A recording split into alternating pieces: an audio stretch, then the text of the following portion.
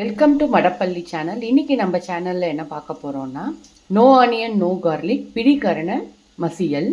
இது திருச்சி தஞ்சாவூர் சைடெல்லாம் பண்ணுவாங்க. வெங்காயம் பூண்டெல்லாம் சேர்க்காம இந்த பிடிக்கரணை என் ஃப்ரெண்டு திண்டுக்கல்லேருந்து வாங்கிட்டு வந்தால் குக்கரில் வச்சு ஒரு 3 விசில் விட்டுட்டு தோலை எடுத்து வச்சுருக்கேன்.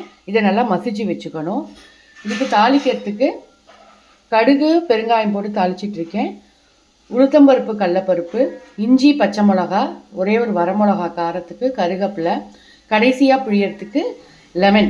இவ்வளோ தான். இதை ஒவ்வொரு ஸ்டெப்பாக செஞ்சுட்டு காமிக்கிறேன். இப்போ கடுகு வெடித்து உளுத்தம்பருப்பு கடலைப்பருப்பு, பச்சை மிளகா, வரமிளகா, கருவேப்பிலை எல்லாத்தையும் வதக்கியாச்சு. இப்போ இந்த மாதிரி மசிச்சு வச்ச கருணக்கிழங்கையும் நம்ம போட போகிறோம். கடைசியாக லெமன் புழிய போகிறோம். தேவையான அளவு தண்ணி ஊற்றுறோம்.